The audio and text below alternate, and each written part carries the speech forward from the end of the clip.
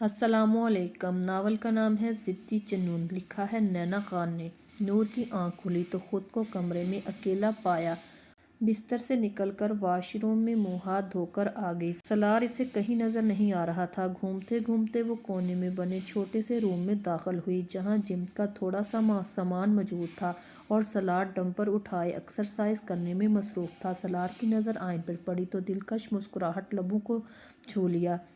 नूर कल वाले हुलिये में ही थी और खुले लंबे बाल वो सीधी इसके दिल में उतर रही थी। नूर इसकी आंखों के असर में हिचकिचाते हुए अंदर दाखिल हुई और इसके हाथ में पकड़े बड़े बड़े मोटे डिम्पर को देखकर हैरानगी से देख रही थी। जिसे सलार ऐसे पकड़ा हुआ था वो डिम्पर नहीं, प्लेट हूँ।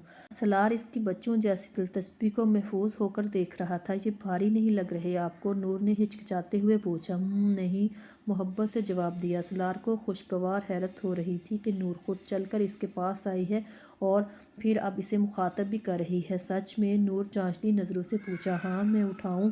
नूर ने इश्तियाक भरे लहजे में इससे कहा। तुम नहीं उठा पाओगी जानम, ये बहुत भारी है। तुम जैसी नाजुक सी जान कहाँ उठा पाएगी इसे? सलार पहले तो हैरान हुआ, फिर हंसते हुए इसे गहरी नज़रों से देखते हुए मना किया कि खुद को ज़ख्मी ही ना कर ले। फिर मैं क्या करूं? मुझे यहाँ बंद करके आप खुद बड़े मज़े से ये ऊपर नीचे कर रहे हैं, मैं क्या मक्खियाँ मारूं? नूर ने अपने तौर पर मुंह में ही बड़बड़ाया था, मगर सलार के तेज़ कानों ने इसकी बड़बड़ाहट आराम से सुन ली। यहाँ आओ ऐन, सलार ने मुस्कुराते हुए इसे अपने पास बुलाया। क्या क्या क्यों आऊँ? आ रही हो या फिर आती हूँ मैं? कहते साथ ही नूर इसके मुकाबले आकर खड़ी होगी। तुम्हारी ये बोरियत दूर करता हूँ। जी जी। नूर इसकी बात पर बुखला गई। सलार ने इसके आगे अपना मजबूत कसरती बाजू किया और इसे मजबूती से पकड़ने को कहा। नूर ने चपते हुए सलार को देखा और फिर बाजू जोर से पकड़ लिया, मगर बाजू था कि मछली, जो कि पकड़ने में ही नहीं आ रहा था। एक तो पता नहीं इनके डोले वोले इतने मोटे क्यों हैं? क्या ये डाइट नहीं करते? क्या पता चर्बी ही चढ़ी हो और ये इसे डोले समझ रहे हो। नूर ने जब इसके बाजू ना पकड़े गए तो अपनी खफत मिटाने के लिए खुद ही इस तरह की तसल्लियाँ देने लगी, मगर इसका क्या लेना देना, ये है ही मोटे। जानम ऐसे पकड़ो। सलार ने इसे सही से पकड़ाया और फिर अचानक ही इसके बाजू ऊपर उठा लिया। नूर तो यकदम इसकी कार्रवाई पर डर के मारे आंखें बंद कर ली और चीख पड़ी। सलार ने इसे तसल्ली दी। कुछ नहीं होगा, तुम बहुत इंजॉय करोगी। नूर ने आहिस्ता से आंखें खोली और नीचे देखा। वो ज़मीन से ऊपर सलार की बाजू से लटक रही थी। ये कैसी इंजॉयमेंट है? नूर ने परेशानी से पूछा। ऐसी। सलार ने अपने दोनों हाथ अपनी गर्दन के पीछे बांधे और खुद गोल गोल चक्कर काटने लगा, पहले आहिस्ता फिर थोड़ा तेज कर दिए। नूर को ऐसा लग रहा था कि वो झूले से झूल रही है। अब बहुत मज़ा आने लगा था। पहले तो वो बहुत डरी हुई थी। हा हा हा। नूर ने खिलखिलाकर हंस रही थी। इसके साथ इसके खुले हसीन रेशमी बाल एक अदा से झूम झूम रहे थे। कितना हसीन मंजर था ये। नूर का दिल चाह रहा था कि वो सारा दिन ऐसे ही सलार के पासों से लटकी झूला झूलती रहे। हाय, कितना मज़ा आ रहा है। सलार इसकी आवाज़ में खुशी महसूस कर अपने अंदर चैन ही चैन महसूस कर रहा था। फिर काफ़ी देर बाद इसने ऐसे ही खिलाते हुए हंसाता रहा। रुबाब अब बड़े मज़े से बेड पर बैठी बुरहान को इधर उधर चक्कर लगाते हुए देख रही थी। इसे बुरहान को सताने में बहुत मज़ा आ रहा था। अपने घर जाकर क्या जवाब दूंगा कि ये सब कैसे हुआ? अकबर चाचा को जब पता चलेगा वो तो मुझे अपनी शिकारी बंदूक से शिकार कर डालेंगे। कहाँ फंस गया हूँ यार। डियर हब्बी, अब आप सोना नहीं चाहेंगे क्या? वैसे तो आज हमारी वो वाली रात है, बट इससे भी कुछ वसूल होते हैं। ना तो मैं दुल्हन बनी हूँ और ना ही तुम्हारे पास मुंह दिखाई के लिए कोई गिफ्ट है। रुबाब ने कुछ इस अंदाज से अफसोस करते हुए कहा। न जाने कितना बड़ा नुकसान हो गया हो रुबाब। तुम्हारे अंदर ज़रा भी शर्म नाम की चीज़, मिलती जुलती चुन्नी मुन्नी सी भी चीज़ नहीं है, क्योंकि मुझे तो कहीं नज़र नहीं आ रही। बुरहान पहले ही तपा बैठा था, ऊपर से रुबाब के ड्रामे ही नहीं बंद हो रहे थे। ऐसा नहीं था कि रुबाब को पसंद नहीं करता था, वो तो इसकी दीवानगी की हद तक चाहता था, मगर इस तरह वो इसकी हो जाएगी इसे कहीं से भी गुबारा नहीं था। बुरहान रुबाब को चाहने से ज़्यादा इसकी 1000 गुना इज्जत करता था। वो इसे इज्जत से अपने नाम करना चाहता था, इस अजीब सिचुएशन में नहीं जिसमें इन पर घटिया इल्ज़ाम लगा हो, जो कि बिल्कुल गलत था। बुरहान को अपनी फिक्र तो नहीं थी। वो जानता था वो लड़का है और इसी प्लस पॉइंट की وجہ سے کوئی زیادہ فرق نہیں پڑے گا، مگر رباب لڑکی تھی، وہ معاشرہ ہمیشہ لڑکی پر ہی انگلی اٹھاتا ہے، اسی کی زندگی عجینن کر دیتا ہے، جو کہ برہان رباب کو اس طرح کے ظالم کٹہرے میں قطعی نہیں دیکھنا چاہتا تھا۔ اس لیے وہ بہت پریشان تھا، کیا کرے، نہ بتا سکتا ہے نہ چھپا سکتا ہے۔ یوں رباب کی شرارتیں اسے اور خوفیت میں مبتلا کر رہی تھی۔ وہ مسٹر چمک چھلو، حد میں رہو، اپنی حد میں، ورنہ ایسا نہ ہو کہ ان فیوچر تم میرے وہ کیا کہتے ہیں، ہاں ہاں جوروں کے غلام ٹائپ والے شوہر بن جاؤ تو روز ناک رگڑ رگڑ کر معافی منگوایا کروں گی۔ رباب نے دونوں ہاتھ پیچھے رکھتے ہوئے کہا، بیڈ پر نیم دراز پاؤں پہ پاؤں رکھ کر جھلاتے ہوئے گردن اکڑا کر کہا، سنبھل جاؤ ابھی سے، ورنہ ذرا تمیز سے بات کیا کرو مجھ سے، ورنہ میں نے ہی ساری زندگی تمہارے سر پر مسلط رہنا ہے، کہیں ایسا نہ ہو کہ خوشنما زندگی کو بدنما زندگی بنا دوں۔ جبکہ برہان کا تو بس نہیں چل رہا تھا کہ اس کا گلا پکڑ پکڑ کر اوف، ایک تو کچھ بھی نہیں کہہ سکتا۔ رباب یہ دیکھو میرے ہاتھ، برہان نے دونوں ہاتھ جوڑ کر اس کے سامنے کیے، پلیز مجھ پر رحم کرو، سکون سے سو جاؤ، مجھے تو اب نیند کبھی نہیں آنی۔ ہائے برہان، تم تو ابھی سے ایڈوانس میں معافی مانگنے لگ گئے ہو۔ ہائے، تم شوہروں بیچاریوں کی بھی کیا زندگی ہوتی ہے، ساری زندگی بیوی کی ہاں میں ہاں میں ہی کٹ جاتی ہوں، لیکن اچھا ہی ہوتا، تم شوہر کون سے معصوم ہوتے ہو۔ اچھا اب مزید مت بولنا، اب بس میں سونے لگی ہوں، تم یہی کہیں سو جانا۔ ہاں چلو، میری تو گڈ نائٹ، بٹ تمہاری بیڈ نائٹ، ہا ہا ہا، گڈ نائٹ مائی ہینڈسم چمک چھلو، ساتھ ہی آنکھ ماری اور چادر سر تک تار کر سو گئی۔ جبکہ برہان دانت پیستا اپنے فیوچر کو لے کر مزید گھبرا گیا۔ ہائے ربا، میرا کیا ہوگا۔ سالار کھڑکی میں کھڑا کافی پیتے ہوئے باہر دیکھ رہا تھا۔ نور اس کے پیچھے آ کر کھڑی ہو گئی تو سالار نے مڑ کر اسے دیکھا۔ نور نے اب سالار کی ریڈ کلر کی ہائی نیک اور وائٹ ٹراؤزر پہنا ہوا تھا، بالوں کو سامنے ماتھے سے اٹھا کر پیچھے کی طرف وائٹ ربڑ فلائی میں کلپ کیا ہوا تھا اور باقی بال پشت پر کھلے چھوڑے ہوئے تھے۔ نور بہت خوبصورت لگ رہی تھی۔ سالار یکٹک اسے دیکھے جا رہا تھا۔ سالار کا بس نہیں چلتا تھا، وہ اسے یوں ہی اپنے سامنے کھڑا تاعمر دیکھتا رہے اور زندگی یوں ہی گزر جائے۔ نور اس کی نظروں کی تپش سے کنفیوز ہوتی جا رہی تھی، بار بار وہ کان کے پیچھے بال اڑیستی جو چہرے پر آ نہیں رہے تھے۔ سالار اسے پیار بھری نظروں سے دیکھتے ہوئے اس کو ہاتھ سے پکڑے اپنے سامنے کھڑا کیا، اس کی پشت پر آ گیا اور دائیں ہاتھ کو اس کی گردن کے راستے گزارتے بائیں کندھے پر رکھا اور مزے سے ایسے ہی کھڑا اس کے ہاتھ سے کافی چھوٹے چھوٹے سپ پینے لگا۔ نور نے تو اس کے اسی انداز پر تیوری چڑھائی، میں کیا آپ کا ہینگر ہوں جس پر لٹک کر آپ سڑا ہوا کالا پانی پی رہے ہیں۔ نور نے منہ ٹیڑھا کر کر اسے دیکھ کر کہا، مگر جب اس بار احساس ہوا کہ آواز دل سے نہیں منہ سے نکلی ہے اور سالار کے کان میں پہنچ گئی ہے تو اپنے ہونٹوں کو اندر کی طرف کھینچتے ہوئے منہ جھکا لیا۔ ارے واہ بھئی، میری جانم نے بلاخر اپنا منہ کھول ہی لیا میرے سامنے۔ سالار کا اینکا یوں ٹھہر کر چڑھ کر اسے کہنا بہت اچھا لگا۔ سالار نے نور کا رخ اپنی طرف موڑا اور کمر سے تھام کر کھڑکی پر بٹھا دیا اور دونوں طرف ہاتھ ٹکا کر اس کی طرف جھک گیا۔ نور اس کی اس حرکت پر سٹپٹا گئی، اے جانم، ایسے ہی رہنا، اب ہمیشہ اسی طرح مجھے ڈانٹنا، مجھ پر اپنا رعب رکھنا، اپنا غلام بنا لو مجھے۔ یہ سالار شجاعت جس نے کبھی کسی کی غلامی نہیں کی، ہمیشہ دوسروں کو اپنا غلام سمجھا، وہ سالار شجاعت جو خوشی خوشی تمہاری غلامی کرنے کے لیے دل و جان سے راضی ہے، تا عمر میری ہر سانس تک، جب تک یہ تمہارا دل میرے سینے میں دھڑک رہا ہے۔ تمہارا سالار ہمیشہ تمہارا غلام بن کر تمہاری حفاظت کرے گا، تم تک تو میں کسی کو نہیں پہنچنے دوں گا، کبھی نہیں، کسی صورت میں نہیں۔ سالار اس کے گال سے اپنا گال رگڑتے ہوئے سرگوشیانہ آواز میں دیوانہ وار بول رہا تھا۔ نور اس کی باتوں میں جکڑی جا رہی تھی، اسے سالار کی اس قدر جنونیت نہ جانے کیوں اچھی لگ رہی تھی، اور یہی وہ لمحہ تھا جب نور نے اپنے دل میں ایک ہارٹ بیٹ مس کی۔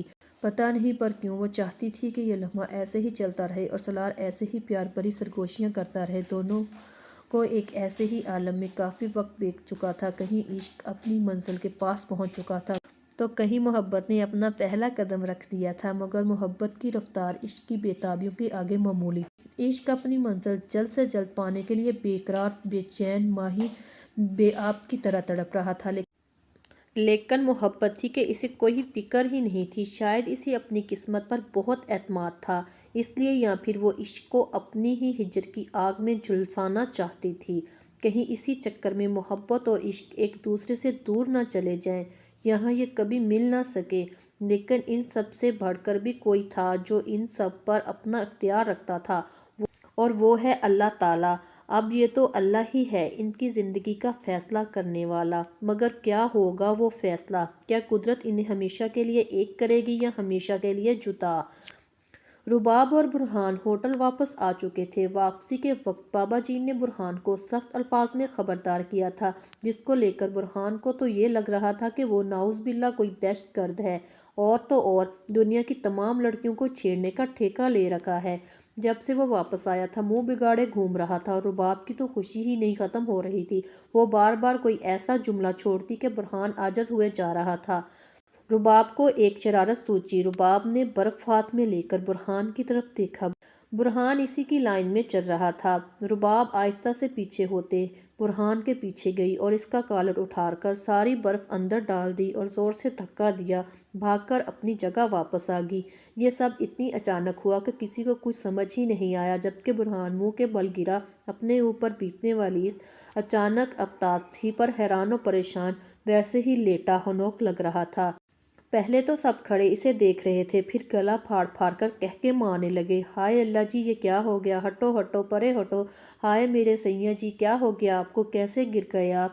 رباب بڑے مزے سے اسے آنکھ مارتے ہوئے ڈرامائی انداز میں بولتی اس کے پاس آئی اور دھیمی آواز میں پوچھا۔ برہان ادھر ادھر دیکھتا ہوا یہ جان رہا تھا کہ کسی نے دیکھا تو نہیں، پھر دانت پیستے ہوئے خونخوار نظروں سے دیکھا۔ وہ سمجھ گیا تھا ساری کارستانی اسی کی ہے۔ چلیں جلدی چلیں، ایک جگہ کیوں جھمکھٹا بنا لیا ہے آپ لوگوں نے؟ سر کی آواز پر سارے اسٹوڈنٹ رفو چکر ہو گئے۔ ظفر جو کھانے میں مگن تھا، جب اس کی نظر اس پر پڑی تو منہ میں برگر کا بڑا سا بائٹ لیتے ہوئے اسے عجیب و غریب آواز میں پوچھا، تمہیں کیا ہوا؟ یہاں کیوں سجدہ کر رہے ہو؟ تمہارا کاکا ہونے کی خوشی میں شکرانے کے نفل ادا کر رہا ہوں۔ برہان نے تپ کر اسے چبا چبا کر جواب دیا۔ آئے ہائے برہان، پہلے میری شادی تو ہونے دو، تم تو ایڈوانس میں ہی شکریہ ادا کر رہے ہو، ہی ہی ہی۔ اس عجیب و غریب آواز میں شرماتے ہوئے جیسے اسے سمجھانا چاہا اور پھر اس سے پھلانگتا ہوا آگے چلا گیا۔ ظفر کمینے، تیرا بھی کچھ کرنا پڑے گا۔ موٹی ڈائن نور کب سے سالار کے چہرے کو دیکھ رہی تھی، لیکن سالار تھا کہ اس کے کانوں میں شاید اس کی آواز ہی نہیں پہنچ رہی تھی۔ دیکھیں جانم، تمہیں دیکھوں تو تم دیکھنے نہیں دیتی، ایسے ہو جاتی ہو جیسے ابھی بے ہوش ہو جاؤ گی۔ سالار اسے دیکھے بغیر سنجیدگی سے بولا، میں مجھے باہر جانا ہے، یہاں آنے کا فائدہ کیا جب برف ہی سے نہیں کھیل سکوں گی؟ نور نے روحانسی آواز میں کہا، وہ آئی ہی برف کے لیے تھی، ورنہ گھر میں اور یہاں میں کوئی فرق کیا رہ گیا تھا پھر؟ سالار نے ایک نظر دیکھا اور پھر اس کے پھولے پھولے گال دیکھ کر فوراً کہا، ایک شرط پر میں تمہیں باہر لے جاؤں گا، جیسا جیسا میں کہوں گا تم بالکل ویسے ہی اچھی بیویوں کی طرح میری ہر بات مانو گی۔ بولو اگر منظور ہے تو جا کر پورے کا پورا ویسا ہی پیک ہو کر آؤ جیسے یہاں آتے وقت تھی۔ سالار نے دوبارہ اپنے موبائل پہ نظریں گاڑتے ہوئے اس سے کہا تو نور بغیر چوں چرا کیے جھٹ سے اٹھی اور اندر روم میں بھاگی پیک ہونے کے لیے۔ سالار اس کی اتنی جلد بازی پر بس ہنس کر رہ گیا۔ عین جب تیار ہو کر آئی تو جا کر سیدھا باہر کے دروازے کے سامنے کھڑی ہوگی، جیسے توڑ کر باہر جانے کا ارادہ رکھتی ہو۔ سالار اس کی بے صبری پر مسکراتا ہوا دروازہ کھولنے لگا، جو اس نے آتے ساتھ ہی لاک کر دیا تھا، کیونکہ اسے پکا یقین تھا عین باہر جانے کے لیے ضرور مچلے گی۔ سالار اس کا ہاتھ پکڑ کر گرل تک لایا۔ واؤ! باہر کا خوبصورت منظر دیکھ کر نور محبت رہ گئی۔ ہوش میں اسے یہ تک نہیں پتہ چلا کہ اس نے سالار کے ہاتھ کو زور سے جکڑ رکھا ہے۔ سالار تو مسرت سے لبریز اسے ایسے ہی دیکھ رہا تھا۔ اس کے آگے باہر کے نظارے تو جیسے پھیکے سے تھے۔ عین کا پر نور پاک چہرہ دنیا میں کسی کا بھی نہیں تھا۔ سالار خود کو خوش نصیب سمجھتا تھا، عین کو اس نے آسانی سے پا لیا تھا۔ عین نے اس کے ہاتھ کو پکڑ کے اپنے ساتھ کھینچا۔ سالار بھی خود کو ڈھیلا چھوڑ کر اس کے ساتھ کھینچتا چلا گیا۔ ہائے یہ برف کتنے مزے کی ہے، نور نے خوشی سے چلاتے ہوئے برف کو دیکھ کر کہا۔ ہاں مگر تم سے کم جانم، سالار نے اسے اپنی طرف کھینچتے ہوئے کہا۔ عین کسی لچی لکڑی کی طرح اس کے سینے سے آ لگی۔ نور نے بکھلا کر اس کی طرف دیکھا۔ سالار اسے ہی دوانوار اس کے چہرے کو ایک ایک نقوش کو محبت بھری نظروں سے دیکھ رہا تھا، جیسے نہ جانے کتنے عرصے سے آنکھیں اس کے دیدار کی پیاسی ہوں۔ نور ابھی اسے بے ساختہ دیکھے جا رہی تھی۔ سالار نے نیوی بلو کلر کا ہائی نیک کے ساتھ وائٹ سٹائلش جیکٹ اور بلیک جین پہن رکھی تھی، بالوں کو جیل سے پیچھے کی طرف سیٹ کیے بہت دلکش لگ رہا تھا۔ اس کی چمکیلی آنکھوں میں اس کی عین کی وجہ سے آئی مزید چمک سورج کی چمک کو مات دے رہی تھی، ایسے نور کو لگ رہا تھا۔ سالار نے اس کے گرد مضبوط آثار قائم کر کے اپنے سینے میں بھینچ لیا، جیسے وہ اسے خود میں شامل کر کے ہر کسی سے چھپا لینا چاہتا ہو۔ نور ساکت کھڑی اس کے دل کی دھڑکنوں کو سن اور محسوس کر رہی تھی۔ اسے لگا جیسے یہ دھڑکنیں اس سے کچھ کہہ رہی ہوں، ایسا جس سے اس کی ناآشنائی ہے۔ کچھ سمجھ نہ آنے کے باوجود بھی پتہ نہیں کتنی عجیب بات تھی کہ اسے سب کچھ سمجھ آ رہا تھا۔ نور اپنی اس حالت پر خود بھی حیران تھی، اسے کیا ہو رہا ہے؟ سالار جب بھی اس کے قریب آتا تو وہ خود کو محفوظ کیوں سمجھنے لگتی ہے؟ دل ایسا کیوں چاہتا ہے کہ وہ اس مضبوط عصا سے نہ نکلے؟ نور اس کے سینے میں منہ چھپائے اپنی حالت کا تجزیہ کر رہی تھی کہ سالار کی گھمگیر آواز سنائی دی، جس کو سن کر اس کے گال لال اناری ہو گئے اور دھڑکنوں نے ایک شور سا مچا دیا۔ سالار نے اپنے لب اس کی گال پر رکھے ہوئے تھے، بولتے ہوئے اس کے لب اس کے الفاظوں کے ساتھ اس کے سرخ رخسار پر بوسہ دے رہے تھے۔ نور کی سانسیں تھم رہی تھیں، پیر سے تو جیسے جان نکلے جا رہی تھی۔ سالار کو جب احساس ہوا کہ نور بس ابھی گری تو اس نے نہ چاہتے ہوئے اسے آہستہ سے اپنے آپ سے تھوڑا دور کیا، مگر چھوڑا ابھی تک نہیں تھا۔ جانب یار، تمہارا کیا بنے گا؟ سالار نے اس کے کان میں سرگوشی کی۔ پتہ نہیں، نور نے بکلاہٹ میں لرزتی آواز میں ہڑبڑا کر بول دیا۔ سالار اس کے اس جواب پر بمشکل اپنا قہقہ روک سکا۔ وہ مجھے واش روم جانا ہے۔ نور کچھ بول ہی رہی تھی کہ سالار نے اس کا جملہ اچک لیا اور اس بات پر شوخی سے نچلا لب دانتوں سے دبائے مکمل کی۔ نور اس کے بالکل درست اندازے پر سٹ پٹا گئی۔ نہیں نہیں نہیں، تو وہ مجھے برف سے کھیلنا ہے۔ ہکلاتے ہوئے جب نور نے بات بدلی تو سالار نے اسے چشمگیر نظروں سے گھورتے ہوئے سختی سے منع کیا۔ اوہ ہو جانم، یہ تو نہیں ہو سکتا، تم بیمار پڑ جاؤ گی۔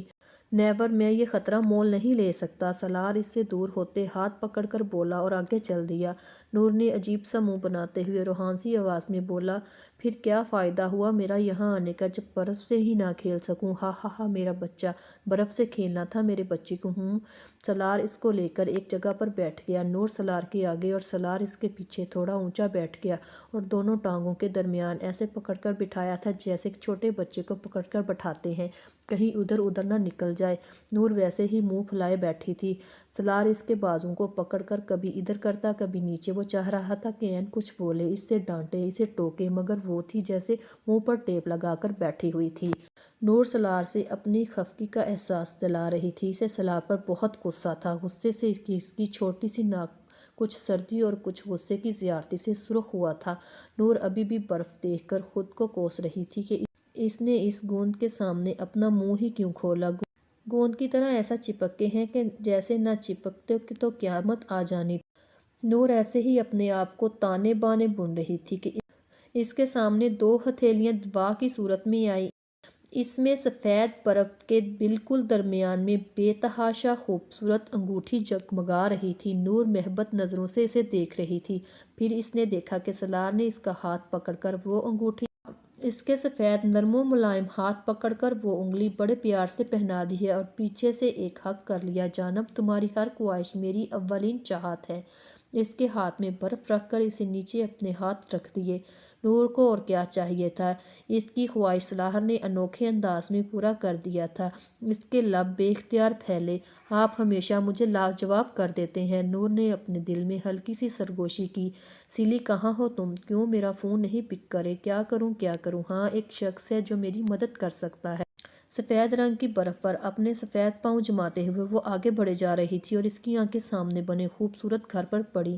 اسے دیکھتے ہی اس کی آنکھوں میں عجیب سی رونق در آئی۔ I am here now. سامنے دروازے پر لگے لوہے کے کنڈے سے اس نے دستخط دی، آنکھوں پر لگے گلاسز اتار کر اپنے ہینڈ بیگ میں رکھے اور خود کو کمپوز کرنے لگی۔ نور ٹی وی لاؤنج میں بیٹھی ہاتھوں میں چہرہ گرائے ٹی وی دیکھنے میں مشغول تھی جب دروازے پر دستخط ہوئی۔ اس نے سامنے لگی کلاک پر دیکھا۔ سالار کو گئے ہوئے بمشکل آدھا گھنٹہ ہوا تھا کہ وہ واپس بھی آ گیا۔ نور حیران ہوتے اٹھی اور دروازہ کھولنے بڑھی۔ سالار اسے کچھ دیر کا کہہ کر باہر گیا ہوا تھا۔ نور نے جب دروازہ کھولا تو حیرانی سے سامنے انتہائی خوبصورت ترین لڑکی دیکھی۔ بلیک اوور کوٹ اور ٹائٹ کے ساتھ اس کے سامنے کھڑی اسے سر سے پیر تک گہری نظروں سے دیکھ رہی تھی۔ واؤ، کتنی خوبصورت ہے یہ! نور نے دل ہی دل میں اسے سراہا۔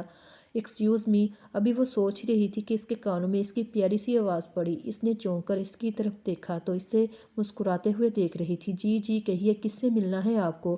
نور پہلے تو اسے دیکھ کر تھوڑا سا لڑکھڑائی، پھر سنبھل کر اعتماد سے پوچھا، ہیلو سویٹ گرل، مائی نیم از منزا۔ تم مجھے پیار سے منزی بھی کہہ سکتی ہو۔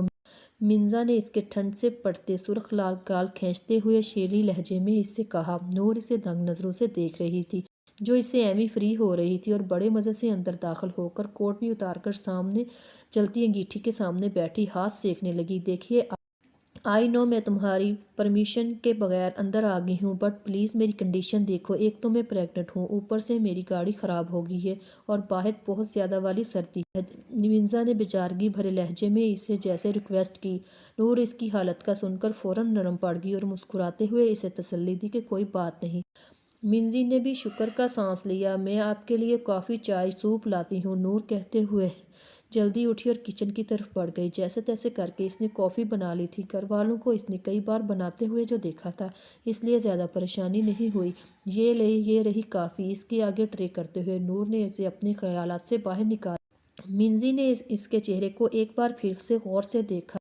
نور یلو کلر کی ہائی نیک اور وائٹ کلر کا ٹراؤزر پہنے، کھلے بالوں اور میک اپ سے پاک چہرے کے ساتھ بہت پیاری لگ رہی تھی، مگر اس سے کم، بہت کم، ایسا منزی نے سوچا تھا۔ تھینکس، مجھے واقعی اس کی ضرورت تھی۔ اس کے ہاتھوں سے کافی کا کپ پکڑتے ہوئے اس نے تشکرانہ آواز میں کہا۔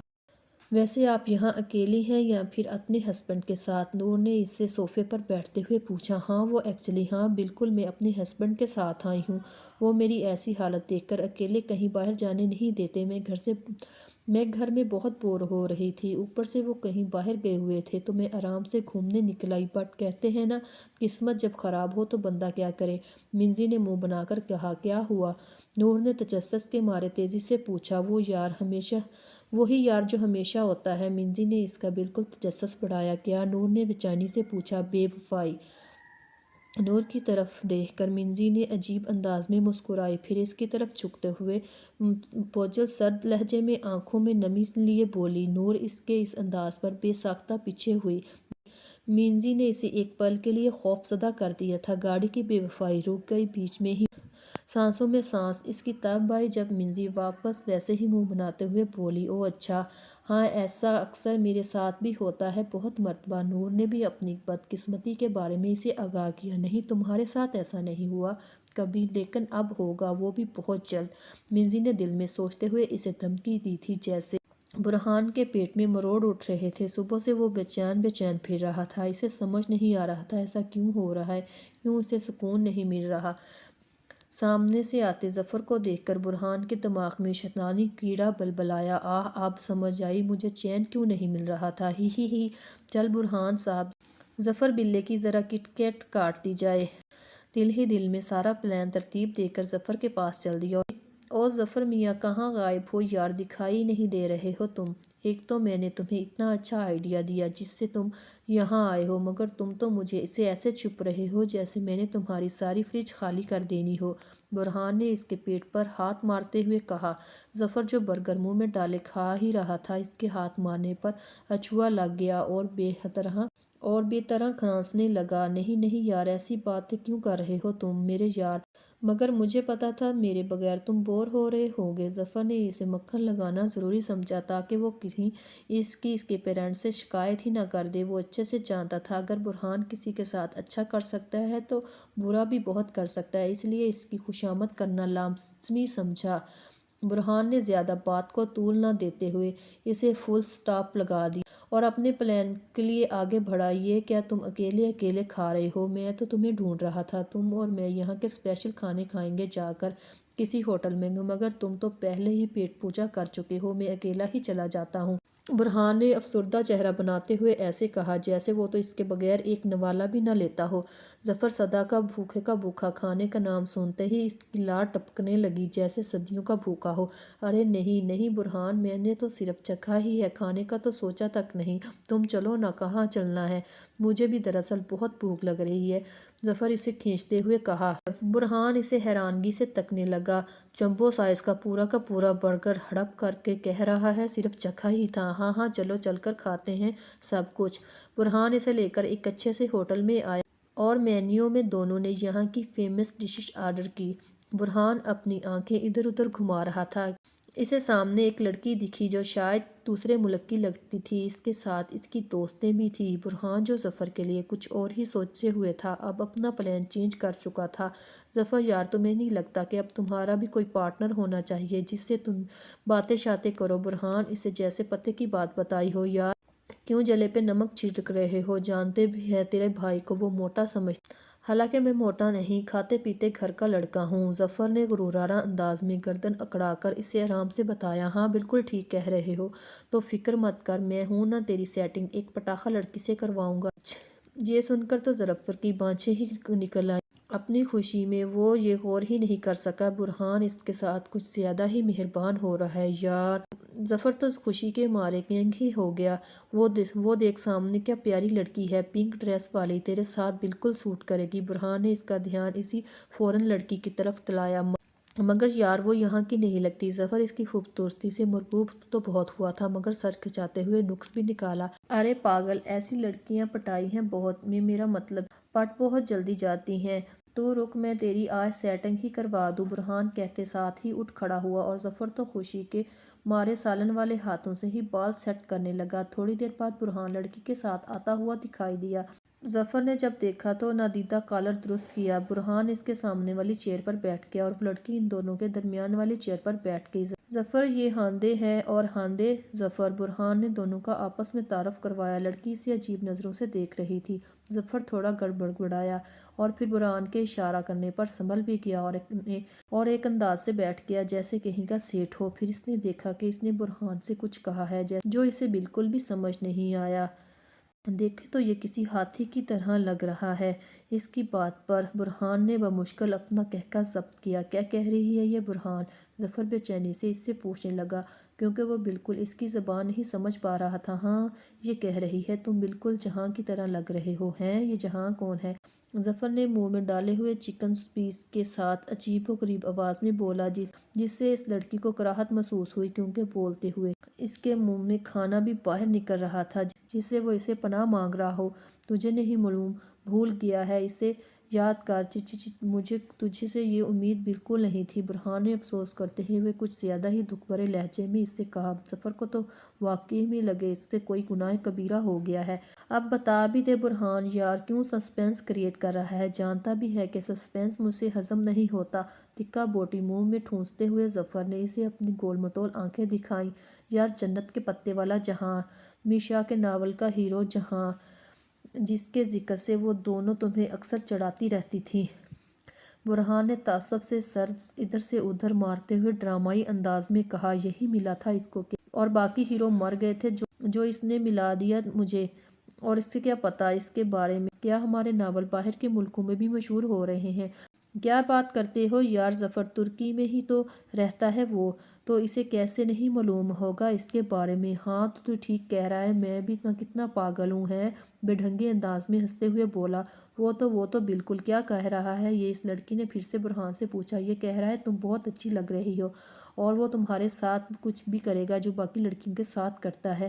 برہان نے ڈرے لہجے میں کہا، کیا؟ لڑکی نے غصے اور حیرانگی سے ملی جلی کیفیت سے برہان سے پوچھا۔ بال کاٹنا، جب بھی کوئی لڑکی اسے پسند آتی ہے وہ ان کے بال کاٹ کر انہیں گنجا کر ساری ویڈیو سوشل میڈیا پر اپلوڈ کر دیتا ہے۔ برہان نے دل ہی دل میں ظفر پر ہنستے ہوئے اس کے بارے میں گوہر افشانی کی، جبکہ وہ تو کھاتے ہوئے ایسے شرما رہا تھا کہ برہان اس کا رشتہ پکا کر رہا ہو۔ کیا؟ لڑکی اتنا زور سے چیخی جس سے برہان تو کیا ظفر بھی ڈر گیا۔ ظفر نے تو باقاعدہ اپنے دل نازک پر ہاتھ ہی رکھ لیا، اس کی اتنی ہمت کہ میرا سر گنجا کرے گا، اسے تو میں سیدھا کرتی ہوں۔ ارے بیوٹیفل لیڈی، گندا نہیں گنجا۔ یس وہی۔ اس لڑکی نے اپنے پرس سے ایک کینچی نکالی اور پھر اپنا موبائل برہان کے ہاتھ میں دیا مووی بنانے کے لیے، اور پھر کینچی تھی برہان کے قہقہے اور ظفر بیچارے کی چیخیں۔ مزید ناولز کے لیے ہمارے چینل کو سبسکرائب کر لیں۔ اگر ویڈیو پسند آئی ہو تو ویڈیو کو لائک اور شیئر کریں، چینل کو سبسکرائب کریں۔ شکریہ۔